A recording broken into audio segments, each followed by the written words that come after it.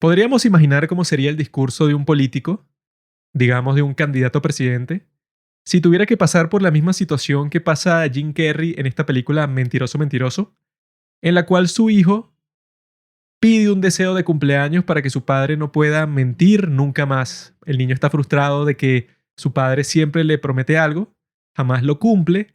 En este caso no fue para su fiesta de cumpleaños, entonces él le pide a los dioses que por favor hagan que su padre no pueda mentir. Y su padre es un abogado, lo que quiere decir que miente para vivir. Y ahora está en esta prisión de honestidad por el resto del día. Y bueno, eso es lo que impulsa el resto de la película. Es muy buena película. ¿Cómo sería entonces el discurso de un político que estuviera en esta prisión de honestidad? Yo me imagino que sería algo como: queridos ciudadanos, yo pienso que soy mejor que la mayoría de las personas del país. Tengo muchas habilidades de todo tipo, tengo liderazgo, tengo muchas maneras de comunicarme efectivamente con la gente.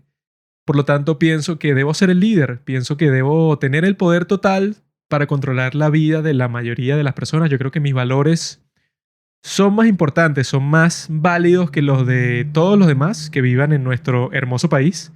Y por eso quiero ser su líder, quiero ser el tipo que esté encargado de tomar las decisiones más grandes y más difíciles. Y por eso voten por mí, porque en realidad esto es para mí, esto no tiene nada que ver con ustedes. O sea, yo creo que podría hacer que sus vidas sean mejores, pero eso es como que un subproducto, es como que una consecuencia secundaria de lo que yo quiero hacer. En realidad yo quiero poder, y quiero poder porque, bueno, me siento mejor que ustedes y al mismo tiempo tengo un ego bastante grande. Soy un poco narcisista, entonces si ustedes votan por mí, yo voy a intentar que para mi legado, para que la gente me recuerde en el futuro, voy a hacer que nuestro país esté genial. O sea, que las ideas que yo tengo se apliquen y que eso va a mejorar todas sus vidas, pero eso como que no me importa mucho. O sea, a mí lo que me importa es que yo sea el que lo haga. Así que amigos, si les convence este discurso, voten por mí. Así es que yo me imagino que tuvieran que expresarse estos políticos, en este caso este candidato presidencial de ficción que tengo en la mente si tuviera que pasar por la situación que pasa Jim Carrey, ¿no? Porque en estos días, en esta época de elecciones políticas de la presidencia aquí en Latinoamérica, como la de Colombia, en donde todo el mundo está metido en el proceso, todo el mundo tiene una opinión experta que compartir, que eso ya es normal en el Internet, que todo el mundo comparte sus opiniones como si fuera lo más importante del mundo. Yo también lo hago, no es que estoy exento de esto. Y yo he notado que la gente cuando se expresa con respecto, en este caso, la elección de Colombia, que es la más reciente, en donde tenemos este tipo Petro contra Rodolfo Hernández, que quién carajo sabía quién era ese, yo no. Petro sí sabía quién era, es un tipo de más alto perfil y supongo que una de las razones principales por las cuales ganó. Este miércoles, si les interesa el tema, vamos a estar conversando sobre exactamente este tema con alguien que votó por Petro. Pero la razón por la que lo quiero conversar aquí es porque la gente se expresaba con respecto a lo que puede hacer un presidente. Y no solo por lo que puede hacer, sino lo que tiene planeado. O sea, como que cuál es la forma de pensar de una persona que puede tener mucho poder, sea un congresista, un presidente, un dictador. Pienso que existe un montón de gente, sobre todo gente joven, que tiene una visión un poco distorsionada de la realidad con respecto a cuál es el objetivo de estos políticos. Lo digo porque se expresan sobre estos candidatos, sobre Petro, se expresan como si estos tipos, la razón por la que hacen todas las cosas que hacen es que porque quieren resolverles la vida. Así como que no, este tipo es humanitario, este tipo habla sobre algo que él llama la política del amor, que no sé qué coño es. Es un tipo que en realidad él no tiene intereses personales, él no tiene ambición, él lo que tiene es un gran deseo porque Colombia en este caso sea un gran país y él quiere es la felicidad de todo el mundo. O sea, él es una persona distinta a cualquiera que tú conocerías el día a día. Él no es la persona promedio, él es un político, él está por encima de ti y no es como las otras personas que tú te conseguirías por la calle en donde son unos egoístas que no están en realidad pendientes de qué es lo que sienten los demás, de cómo mejorar sus vidas. Existe un grupo especial de gente que sí, o sea, que están dotados de una empatía maravillosa. Todas las personas que piensan eso, que piensan que una elección presidencial es lo que los separa de la felicidad total, son gente que no tiene la más mínima idea de cómo funciona ningún sistema político y que probablemente no ha leído ningún libro de historia en toda su vida. Esto es lo que quiero conversar en este capítulo y ya hemos conversado anteriormente de cosas parecidas, pero es un argumento que siempre va evolucionando. En este caso, lo que quiero decir, como lo dice el título, es que las ideologías son para los estúpidos. Y con los estúpidos me refiero a ti y me refiero a mí. La gente que no es político, la gente que está por la calle viviendo su vida. ¿A qué me refiero con todo esto? Es que una ideología es una narrativa en la cual el sujeto es convencido, tiene una historia de origen así toda épica, toda heroica, en donde él es el héroe y el resto de las personas que lo rodean son villanos que él tiene que derrotar. Es exactamente eso, es un relato en donde te tratan de convertir a ti en un héroe y a la gente del otro bando político son los villanos y los tienes que derrotar. Es una historia épica, es una historia en donde tú tienes todo el poder, eres una persona bastante potente y tienes que derrotar a los del otro bando. Esto, obviamente, como cualquier relato, como cualquier historia, es una farsa. O sea, la Ilíada, por ejemplo, es un relato. No importa qué tan bueno sea, es falso, no pasó, son personajes. Un escritor inventó las cosas que pasaban ahí. Y lo mismo pasa con las ideologías, pero de otra forma. Las ideologías, digamos, el comunismo, el socialismo, el neoliberalismo, todas estas cuestiones que te tratan de convencer que el mundo en realidad es bastante simple. Es como que, no, bueno, vamos a implementar estas 5 políticas. Si a mí me dejan implementar estas 5 políticas, estas 5 leyes que ya yo tengo escritas, así como presidente, yo las mando al Congreso y después las firmo cuando se aprueben. Entonces yo te garantizo, amigo, que tu vida va a ser manifiestamente mejor. O sea, va a ser increíble. Esencialmente todo va a cambiar para ti. Tu vida va a ser un paraíso. Eso es lo que te trata de vender una ideología como el marxismo, que bueno, es la más popular, pienso yo. El día de hoy muchísimos jóvenes dicen que son marxistas, quieren que el mundo sea completamente justo, que sea completamente igual para todos.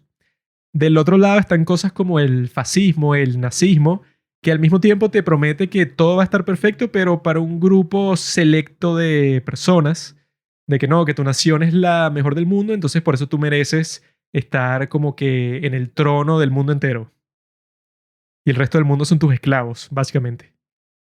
Los marxistas, por otro lado, te tratan de pintar toda una narrativa histórica del mundo, de las clases sociales, de que por alguna razón el proletariado es el pueblo elegido que va como que a surgir de las cenizas, de lo más bajo de la escala social, van a surgir y se van a sentar en la cúspide de toda la sociedad y van a organizar la sociedad desde arriba y todo va a ser mejor porque la mayoría de la gente es proletaria, la mayoría de la gente no es dueña de ningún medio de producción, entonces ellos son los que van a gobernar y cuando ellos gobiernen se alcanzará el paraíso en la tierra. Entonces es una historia muy religiosa también, aunque los marxistas digan que rechazan completamente la religión en todo sentido, su propia historia es bastante religiosa, porque no hay ninguna justificación científica, ni lógica, ni nada que sea como que, ah, no, este grupo de gente que obviamente ya no aplica para el día de hoy, pero la gente lo quiere forzar con toda la brutalidad posible de que no, el proletariado hoy, el proletariado en el siglo XXI. ¿Quién carajo es el proletariado en el siglo XXI? Nadie que viva en el occidente, hay proletariado en el siglo XXI, ninguno puede considerarse así porque el día de hoy, una de las características principales de la economía es que la mayoría de los trabajos mecánicos, de las fábricas, todo eso fue movido a sitios en donde los sueldos son mucho más baratos para pagar, donde la gente gana mucho menos, entonces mandan todos los trabajos para allá. Entonces que tú estés, por ejemplo, en Francia, que deben existir como 3 fábricas y que no, bueno, reúnanse los proletarios del mundo. Es algo que existía en los tiempos de Marx, pero que el día de hoy es algo totalmente anacrónico, ¿no? Ahí es que ven el elemento religioso que tiene, que es como los judíos, como Israel, como nosotros somos el pueblo de Israel, somos los que fueron seleccionados por Dios para liderar a toda la humanidad hacia la tierra prometida, nosotros somos los mejores y tenemos que estar como que en el puesto de los protagonistas de la historia, básicamente, nosotros somos los que están en el centro de la historia.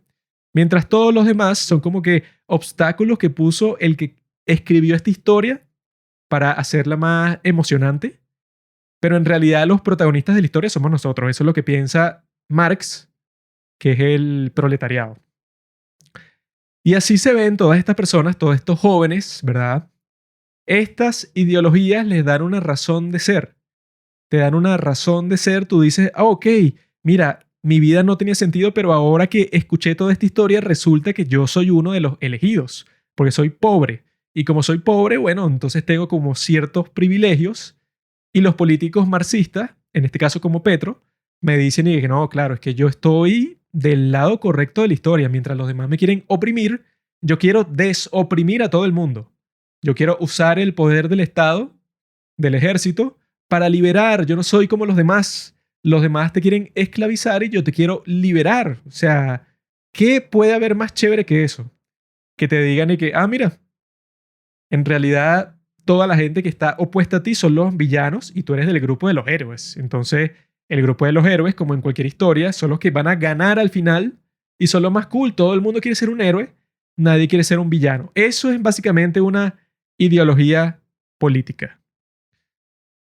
Pueden salir muchos intelectuales que cuando escuchan eso dicen y que claro que no, en realidad Marx en el tercer capítulo de la tercera edición del Capital, él decía que eso no era así porque el proletariado... Eso a nadie le importa, bro. ¿Por qué a nadie le importa? Porque por Petro creo que votaron, si recuerdo bien, 11 millones de personas, creo. Si no recuerdo bien, bueno, me disculpo con ustedes. Creo que fueron 11 millones de personas, ¿no? ¿Tú crees que 11 millones de personas de todos los tipos, de todos los niveles de la sociedad, de todos los tipos, de todos los ámbitos de Colombia, tú crees que tienen tiempo para leerse, así sea solo un libro de Marx? Solo uno. Yo estudio filosofía en la universidad, vi un curso de Marx en un semestre entero, en 4 meses, y ustedes creen que yo en todo este tiempo que tengo 25 años me he leído un solo libro completo de Marx. La respuesta, obviamente, es no. Marx, por cierto, es un buen escritor, me ha gustado lo que he leído de él. El punto es que en este contexto, cuando la gente se pone con ese puritanismo así como que, no, en realidad el marxismo científico está hecho para que llegue un punto, un estado de la sociedad en donde no existan clases y no existe el Estado y no exista tal y que, mi bro, otra cosa que a nadie le importa. Porque resulta que el plan original de Marx era escribir 9 volúmenes del Capital. ¿Cuántos volúmenes tiene el Capital? 3. ¿Cuántos escribió Marx? 1. Los demás fueron como que una edición toda improvisada que hizo Engels cuando Marx murió para que, ok, para seguir avanzando su trabajo, pero no eran volúmenes establecidos, terminados, perfectos por Marx como es el primero. El punto de Marx, ¿verdad? Su plan establecido en todo ese viaje filosófico que estaba haciendo era que los 3 primeros iba a criticar el sistema capitalista, que fue lo que hizo. Los 3 siguientes, ¿verdad? Eran ya para hacer una transición filosófica a la próxima versión supuestamente de la sociedad. Los 3 últimos libros del Capital serían en los que él iba a exponer cuál sería toda la práctica de un Estado comunista, no un Estado, eso pues, o sea, político, sino un Estado de la realidad, o sea, ya cuando el mundo fuera comunista en sí o cómo llegar hasta ese punto, todo eso lo iba a explicar Marx en el resto de sus trabajos, que nunca escribió porque se murió. El mismo Lenin reconoce que en los escritos de Marx no existe una práctica económica en ningún sitio. Existe una gran crítica a todo lo que es capitalismo.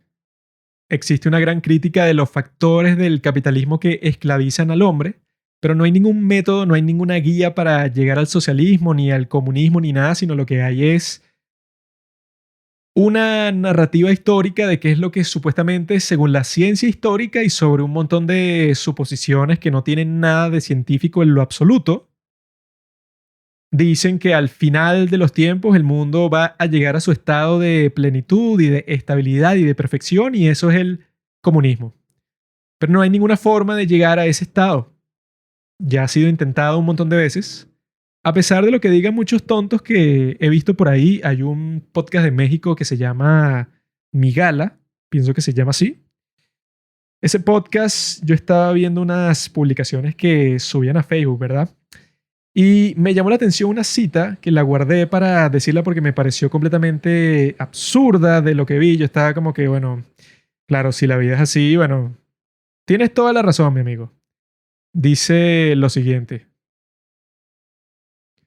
cito, la izquierda, como una tendencia de la actividad política dentro del Estado moderno, caracteriza más a las actuaciones políticas en cada situación concreta que al aparato organizativo de un grupo determinado. Un partido político no puede ser de izquierda, solo puede estar en ella, mientras su actividad política coincide con esa tendencia. La historia de la izquierda no es de los grupos u organizaciones llamados de izquierda, sino la historia de las políticas de izquierda. La instauración del Gulag en la Unión Soviética, por ejemplo, fue una medida política de protección a la acumulación del capital estatizado, tomada por una entidad estatal que decía ser de izquierda, pero que obviamente estaba en las antípodas de la izquierda. Cierro la cita. Lo que quiere decir esta cita entonces es que, claro, si tú eres un movimiento de izquierda, cualquier cosa que sea terrible, como el caso de los Gulag, bueno, eso no puede ser de izquierda. Entonces cualquier acusación que te digan y que no, mira, la Unión Soviética era un país de izquierda y era una mierda. China es un país de izquierda, es una mierda. No sé, Vietnam, Camboya, no sé, búscate cualquier país de izquierda, casi todos son una porquería. Entonces, no, en realidad tú te llamas de izquierda, pero la organización de izquierda, el partido no puede ser de izquierda, el movimiento deja de ser de izquierda. Eso, pues, eso es lo que yo llamo, y bueno, no yo, lo que llama la gente gimnasia mental, que tú dices, no, claro, todas las cosas por las que te puedan criticar, eso no es de izquierda. Los campos de concentración de la Unión Soviética y de China, eso no es de izquierda. Las hambrunas tampoco es de izquierda. La falta de libertad, todas las dictaduras, nada de eso es de izquierda. Porque la izquierda es perfecta. Ellos solo quieren lo bueno, la igualdad, quieren lo mejor para ti. Entonces tú lo llamas de izquierda, pero eso no es izquierda, bro. Izquierda es bueno, derecha es malo. Si tú ves que en la Unión Soviética hay una dictadura, mientras existe una dictadura, entonces es de derecha. Cuando hay un periodo en donde la vida es chévere, significa que es de izquierda. No puede existir un pensamiento más estúpido que este, obviamente, ¿no? Y no es que lo esté diciendo porque me meto con la izquierda. Eso fue algo que encontré en la página de este podcast, que el tipo es súper socialista y publica esa clase de estupideces. Por eso es que yo estudié filosofía, ¿verdad? Pero cuando veo cómo la gente usa la retórica y la filosofía para hacer una gimnasia mental, en la cual tú en realidad a través de la filosofía puedes transformar cualquier cosa, así sea lo más terrible del mundo, lo puedes transformar en algo bueno, en algo deseable. Haces un juego de palabras completo ahí, dices que lo bueno es malo, que lo malo es bueno. No, en realidad que no existe ni lo malo ni lo bueno y tú justificas cualquier cosa que te dé la gana en este mundo. Tú dices, por ejemplo, no, es que los chinos han estado en unas situaciones políticas, históricas, sociales tan terribles, han sido violados por los japoneses, han estado en un infierno durante todos estos años, este último siglo, digamos, y entonces ellos que hoy tienen campos de concentración, pero bueno, no se puede decir que son terribles, o sea, no los podemos juzgar por eso, porque han sufrido tanto que en realidad el inconsciente colectivo chino está justificado moralmente en llegar a la conclusión de que es necesario esclavizar a cierta parte de la población, porque una estupidez así podrías encontrarla fácilmente en cualquier panfleto filosófico en donde alguien tiene una posición política o una posición moral, una posición ética bastante marcada, pero una posición, como les estoy diciendo, ideológica, en la cual tú ya compraste la historia. Es como una religión. Ya tú dijiste, ok, el líder es este tipo. El líder no puede hacer nada malo. Lo que quiere decir que si tú lees un artículo en donde dice que tu líder se robó 10 millones de dólares, no es que tu líder se robó 10 millones de dólares, es que el artículo tiene que estar malo sí o sí. No hay manera de que el artículo esté diciendo la verdad. Y que es, ok, no es solo con la izquierda, eso pasa con todo el mundo. Y ese es el punto, amigos, ese es el punto. ¿Quieres saber cuál es el punto? El punto es que el tipo de izquierda, ¿verdad? El tonto de izquierda, piensa que los Estados Unidos es terrible, que es un sitio maldito y que han cometido atrocidades en todas partes del mundo y que el resto de los países son como que víctimas. El tipo de derecha, el tonto de derecha, piensa que los Estados Unidos nunca ha cometido una atrocidad en toda su vida, que es un poder completamente moral, nunca han torturado a nadie, nunca han dado un golpe de Estado, nunca han hecho nada malo en toda la historia. Es un país perfecto y que gracias a los Estados Unidos es que el mundo de hoy es tan bueno y tan bonito y que ellos en todas las guerras que han luchado lo han hecho es por la libertad, no por sus propios intereses, sino por la libertad del mundo. ¿Cuál es la realidad? Obviamente que no es lo que dice el tonto de izquierda ni el tonto de derecha. La realidad es que todos los países del mundo han cometido las atrocidades más terribles que te puedas imaginar en tu vida. Todos. Tú no puedes decir, no, es que yo vivo. Todos los países del mundo han cometido todo tipo de atrocidades hiper malditas, inmorales, desgraciadas, terribles, cosas que solo se le ocurrirían cometer a un maldito psicópata. Eso es lo que significa, y que lo hemos conversado antes y que se ve claramente en películas como Come Sí, es que en la naturaleza humana está presente la potencia para que tú le infrinjas a otro ser humano todo tipo de tortura, todo tipo de dolor, todo tipo de las cosas más terribles que se te puedan ocurrir. Eso está en tu alma, en tu naturaleza humana, está en tu ADN. Por alguna razón, eso funciona así. Eso significa que seas de donde seas, no importa tu país, tu raza, tu edad, tu género, eso no importa. Tú eres capaz tanto de las cosas más increíbles, más hermosas, como de las cosas más terribles y más denigrantes existentes. Para mí, si tú quieres vivir sin ninguna ideología, tienes que reemplazar eso por otra cosa, ¿no? Y para mí eso es la historia. La historia es lo que te permite ver cómo es que en realidad actúan los políticos, que era lo que estábamos conversando hace unos pocos minutos, que tú en realidad piensas, ¿verdad? Cuando votas por alguien como Petro, tú piensas de que, ay, este tipo me va a salvar la vida, él va a redistribuir la riqueza y las tierras y todo va a ser perfecto en su gran reinado. Pensar así es de idiota. Pensar así es de un tipo que está totalmente ideologizado y que no comprende cómo es que en realidad actúan los políticos y que por eso es que se llama así este capítulo, las ideologías son para estúpidos, porque en realidad todas esas historias son para el pueblo, para los votantes, para la gente que no son políticos, que no están metidos en ese mundo como tú y como yo. Porque a través de esas historias es que es posible convencer a millones de personas que vayan por un camino específico. Como les dije al principio, ese discurso de un político completamente honesto no convencería a nadie, ¿verdad? Si a ti te dicen y que mira, yo quiero poder porque creo que soy alguien que podría usarlo de buena manera, soy alguien competente. Y tengo un ego muy grande, lo que me da confianza en mí mismo y por eso es que yo creo que puedo ser un buen presidente. Así que vota por mí. Eso no convence a nadie. Sin embargo, si yo te digo, mira tú eres negro, ¿no? Tú has estado torturado por las élites. Ahora, si tú votas por mí, yo voy a cambiar eso y tú vas a estar del lado correcto de la historia, porque tú ya fuiste oprimido por mucho tiempo. Ahora te toca vivir, ser una persona libre. Así es como habla un político, ¿verdad? Y todo eso es una paja, todo eso es una mierda, nada de eso existe.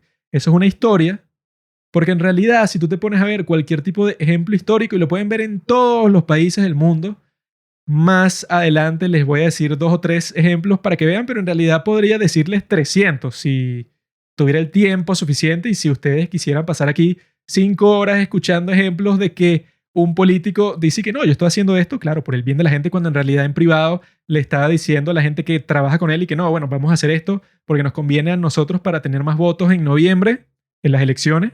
Así que funciona en realidad.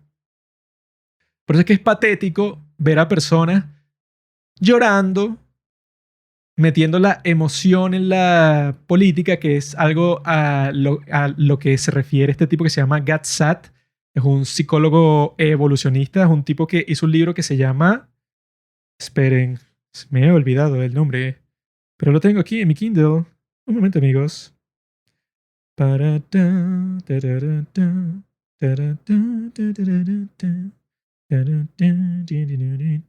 Ajá. La mente parasitaria.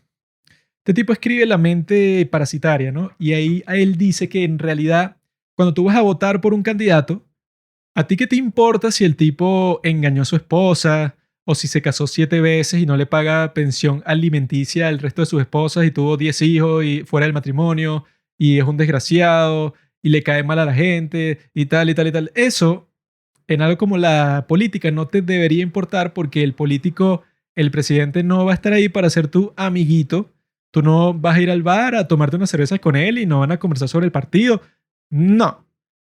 Tú estás eligiendo a esta persona porque piensas que puede ser un buen líder para el país y como se ha visto en muchas situaciones, bueno, si has tenido contacto con un número decente de personas en tu vida, te darás cuenta que hay gente que es súper desgraciada, súper maldita en muchos sentidos y solo les interesa su propio beneficio y son inmorales y son un montón de cosas y son excelentes en ciertas cosas. O sea, hay gente que es súper desgraciada y puede ser excelente a cualquier cosa que se dedica. Eso no quiere decir que tú por ser una persona inmoral, entonces ya estás descalificado en cuanto a hacer una labor, cualquiera que sea, puede ser excelente y ser un maldito igual, ¿verdad?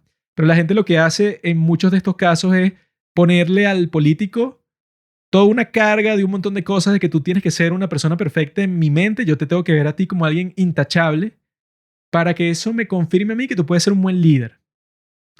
Si eso fuera verdad, los procesos electorales en todas partes del mundo, bueno, serían mucho más satisfactorios cuando en realidad lo que suele pasar es que eso, un presidente gana la elección, hay un gran éxtasis, pasan como 2 o 3 meses, ahora todo el mundo odia al presidente por el que votaron hace 3 meses. Eso siempre pasa en los Estados Unidos todo el tiempo, pasa en Europa todo el tiempo, pasa en Latinoamérica, es una constante.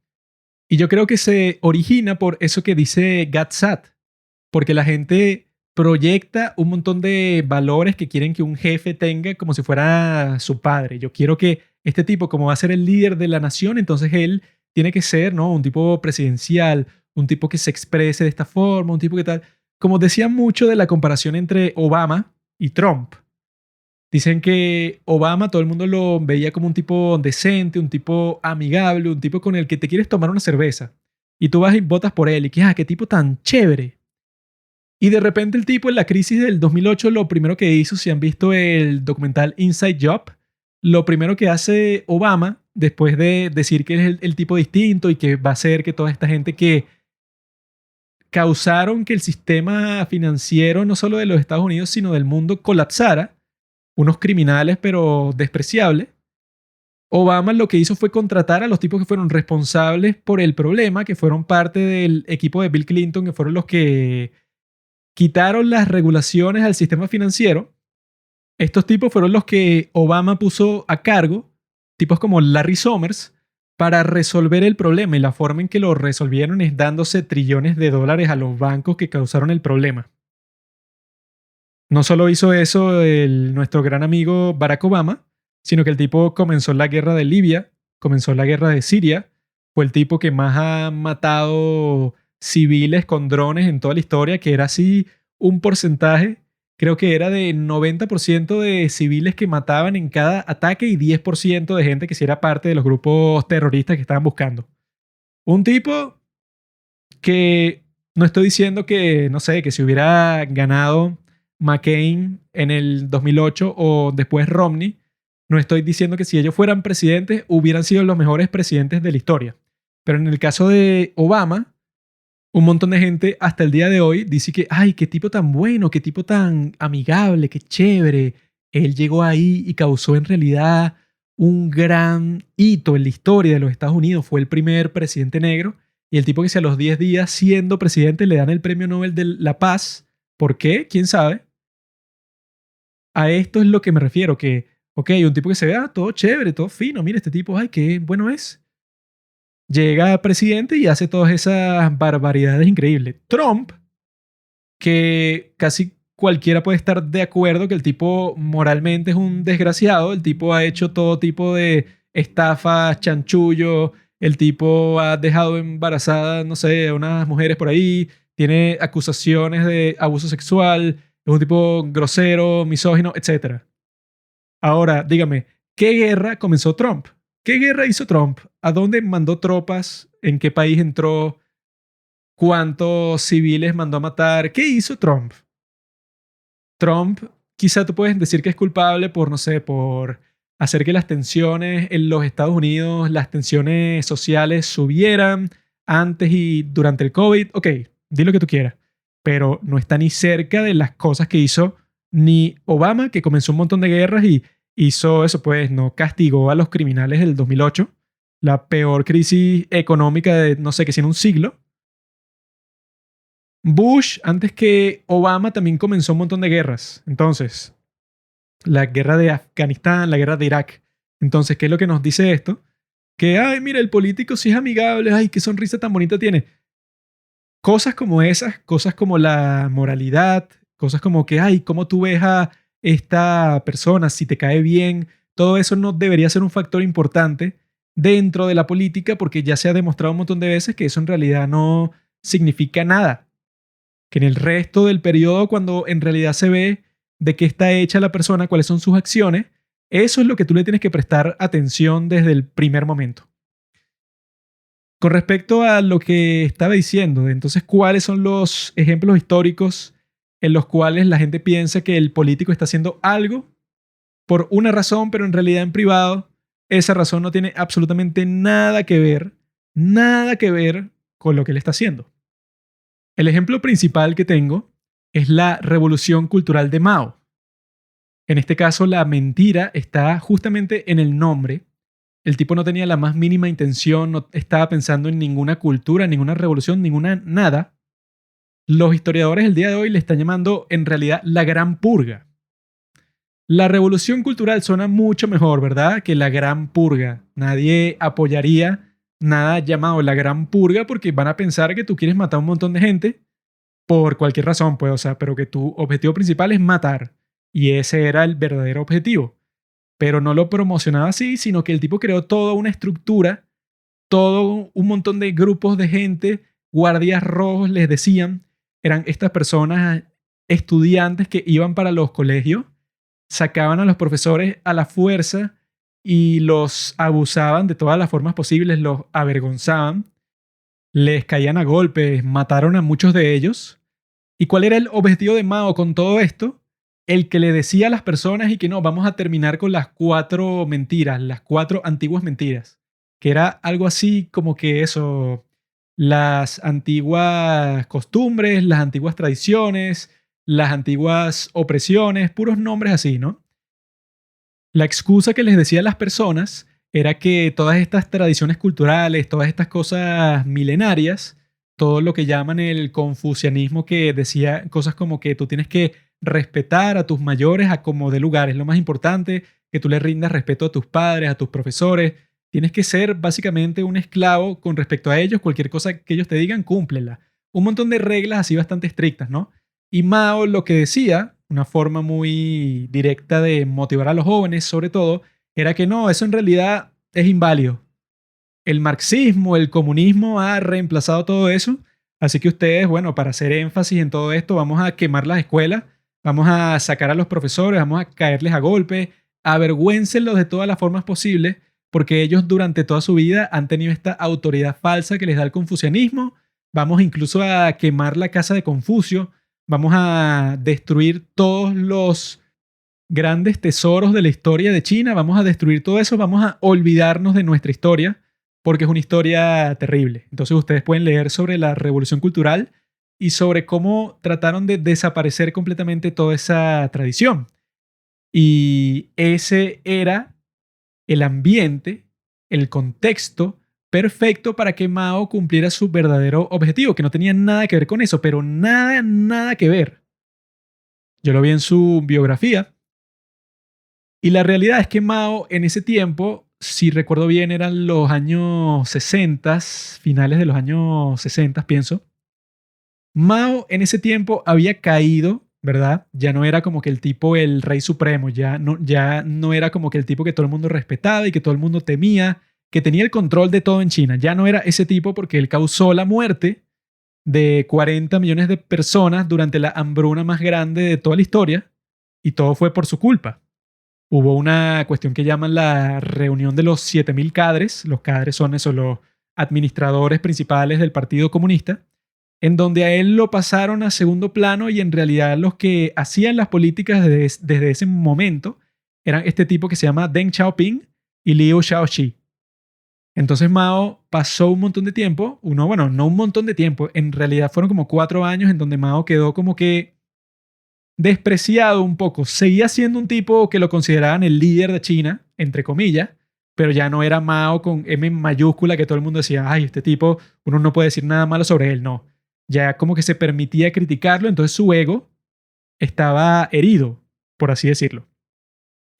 Entonces Mao quería vengarse de todas las personas que lo echaron a un lado, que según él como que mancharon su legado y él quería destruirlos a todos completamente. Entonces se le ocurrió la idea de la revolución cultural. ¿Por qué?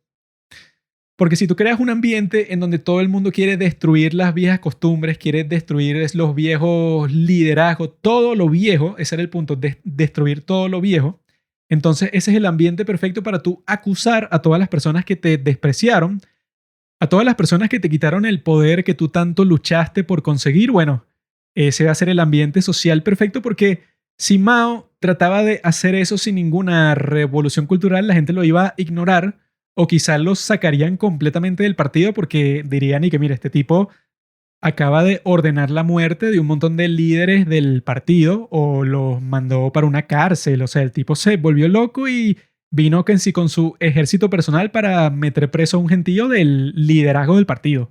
Si el tipo hacía eso de la nada, todos iban a estar y que, ok, vamos a sacarlo, vamos a matarlo incluso porque se volvió loco. Eso es lo que hubiera pasado en un momento normal. Pero el tipo agitó la revolución cultural como la excusa para él deshacerse de todos sus enemigos políticos de una vez por todas y los metió a todos presos, todos a la cárcel, porque en esos tiempos era tan fácil como que alguien te acusara, quien fuera, y sin pruebas ni nada, y que mira, que fulanito yo lo vi, que le estaba leyendo una revista en inglés, o que el tipo en su casa tiene ahí como que unas reliquias chinas, o que el tipo le gusta hacer como que una caligrafía así histórica y tal. El tipo es experto en la historia de China y como que le gusta así la caligrafía elegante que hacían los jerarcas, los reyes del pasado. Tú le podías dar esa acusación que suena como una estupidez a cualquier persona y si el liderazgo, si la gente eso, porque está vuelta loca con sed de sangre, veía que tú acusaste a una persona así, pues esa persona va presa de una.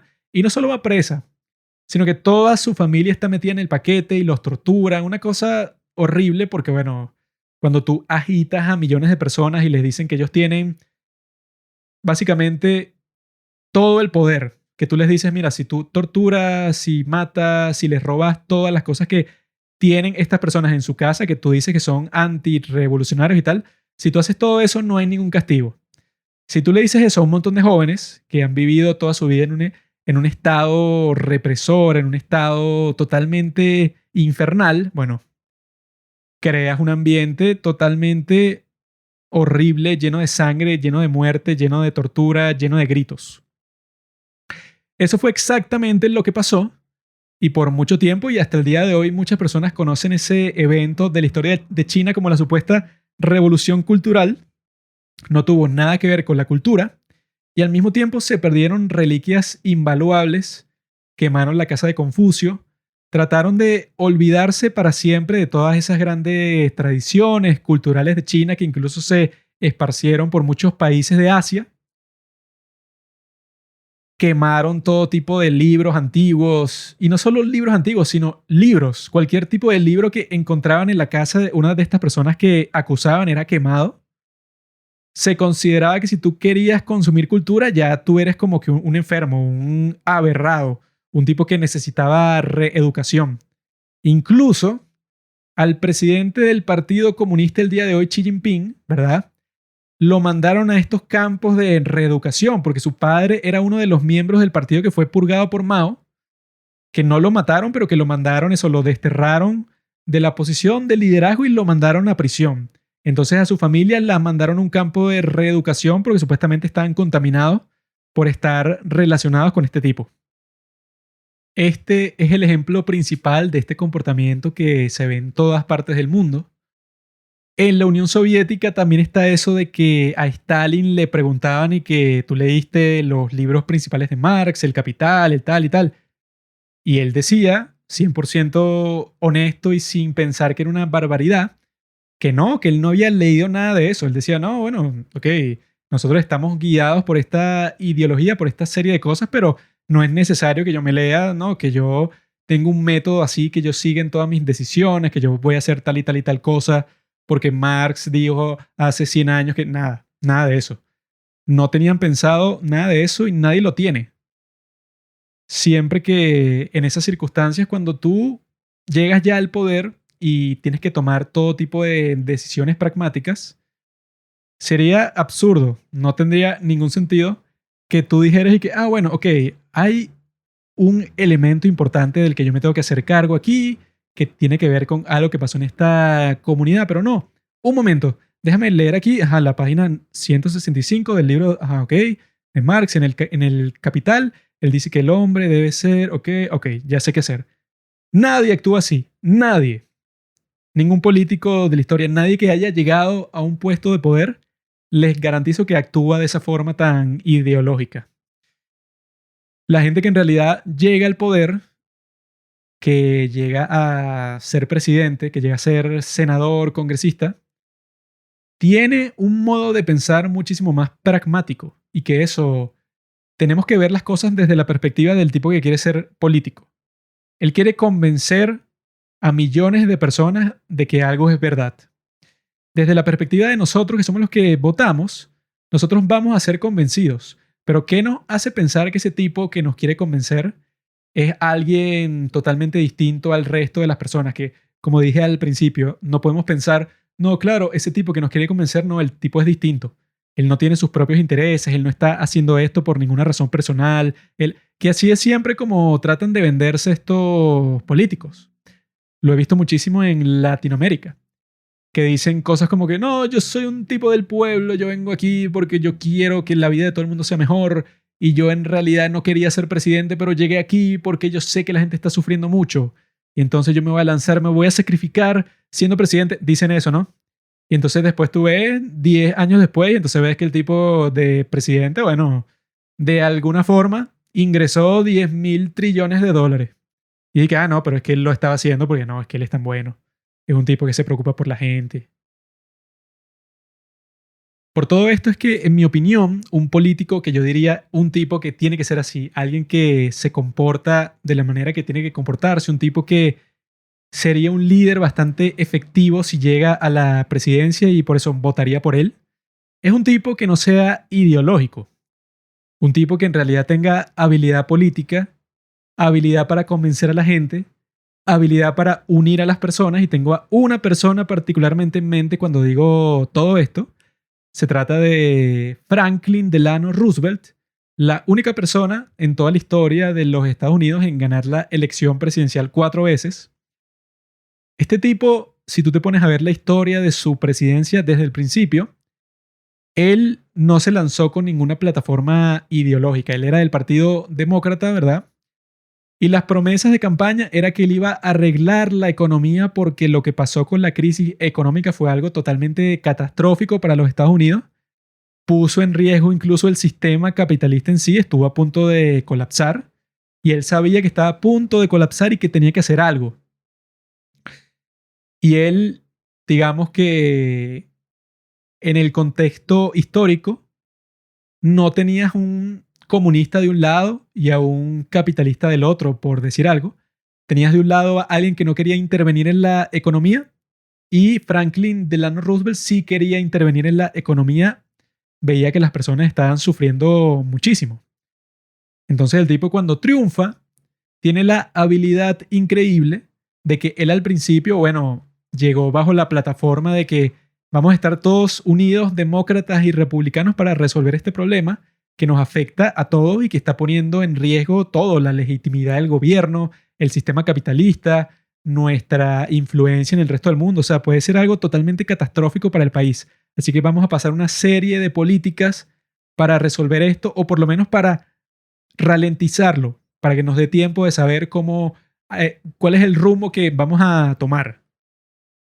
Entonces el tipo hizo algo increíble y básicamente creó el sistema de los Estados Unidos del día de hoy, creó el seguro social, quitó la conversión del oro al dólar, el gold standard, para que eso le permitiera a él imprimir todos los dólares que quisiera para financiar los programas sociales, para ayudar con el desempleo, ayudar con todos estos créditos que se vencieron, entonces la gente está en bancarrota y sin casa y sin comida y sin nada.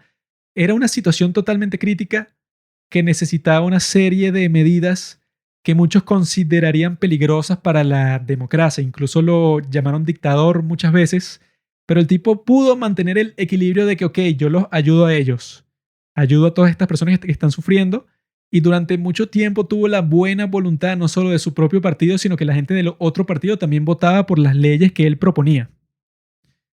Ahí hubo un trueno. Luego de eso, él llegó a una especie de compromiso con el Partido Republicano y fue una clase de cambio de rumbo, que fue que dijo que, ok, yo ya hice este gasto bastante grande en todas estas políticas sociales, existe ahora el seguro social, existen ayudas de todo tipo para los pobres, hizo toda esa clase de medidas que ayudaron muchísimo a la gente. Pero después él dijo que, ok, ahora déjame ponerme en línea con muchas de las políticas republicanas que yo creo que son buenas y que son de beneficio para el país. Entonces él pasó una serie de leyes de responsabilidad fiscal, de no gastar todo el dinero del mundo en todo tipo de cosas, de reconciliarse entre unas controversias muy grandes que existían entre los dos partidos, y entonces él invitaba a cenar a congresistas de los dos partidos para arreglar todos estos problemas. Un tipo en realidad admirable porque el tipo tenía todas las habilidades políticas que existen, podía crear todo tipo de acuerdos, de tratos a través de diálogos, era un tipo muy habilidoso. Y yo creo que para ser así, para que eso sea posible, no puede ser un ideólogo, no puede ser un tipo que diga que la única verdad es la que dice Marx y por eso es que yo con estas políticas solamente voy a hacer esto y por eso... Hay mucha gente así, gente que llega a la presidencia.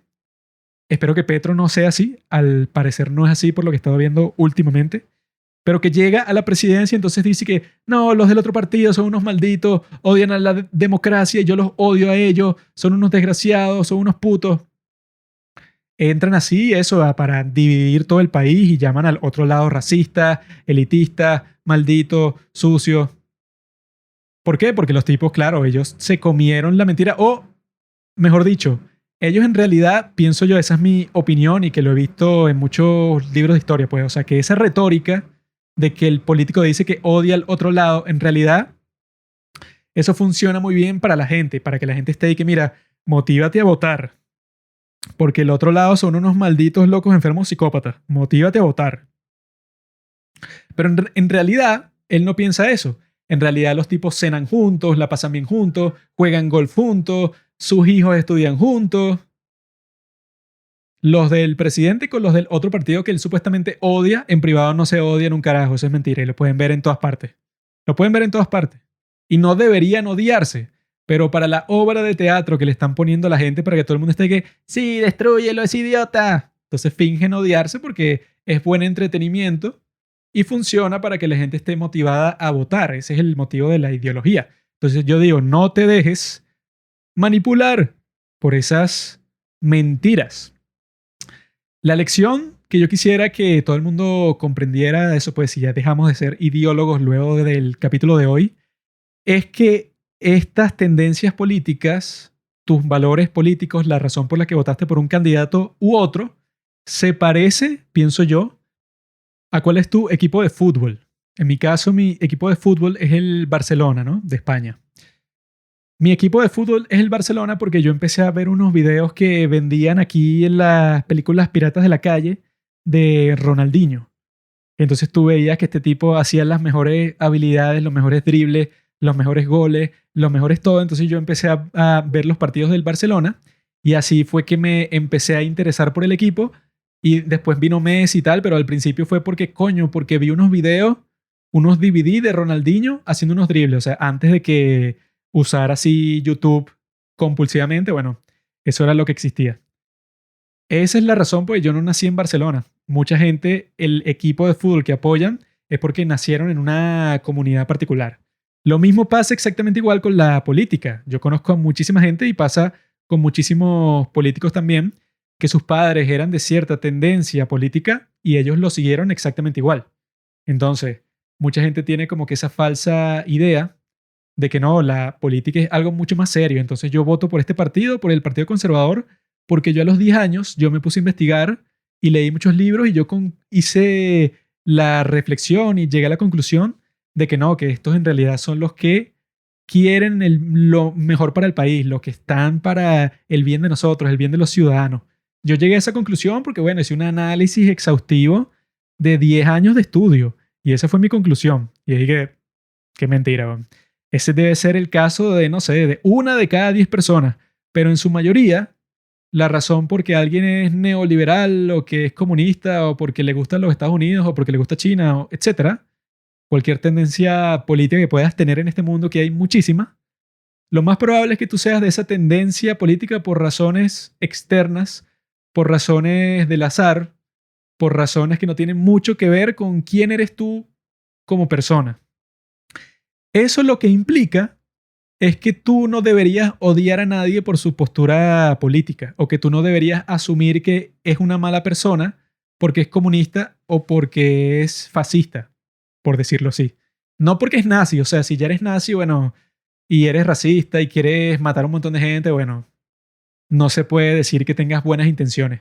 Pero si eres de una postura política, si eres un tipo que apoyaría una dictadura, o eres de un tipo que es súper demócrata, o eres de un tipo que, digamos que vives en los Estados Unidos y quieres que los Estados Unidos intervengan en todos los países del mundo, ¿verdad? Este tipo de tendencias, no estamos hablando de que si tú eres un nazi, pues eres un mega racista y quieres matar a un montón de gente, bueno, ya eso no es una postura política, ya eso es como que tu religión enferma. Pero en cuanto a todo esto político, como les estoy diciendo, yo creo que es como los equipos de fútbol. Quizá tú eres súper pro Estados Unidos, amas los Estados Unidos porque te encanta Hollywood y porque a tu papá le encanta el cine y porque, no sé, tú viajaste para allá a cierta edad y entonces a ti te encanta y ya después tú te pusiste a leer sobre eso y bueno, ese fue el resultado. Entonces, si tú puedes apoyar una tendencia política por razones como que tan simples y tan banales, no tiene sentido que tú cuando veas a una persona que votó por otro candidato que tú, o que es de otro partido, que tú estés y que eres un maldito, ¿cómo te atreves? Tú no sabes que los derechos de las mujeres están en juego. Dios mío.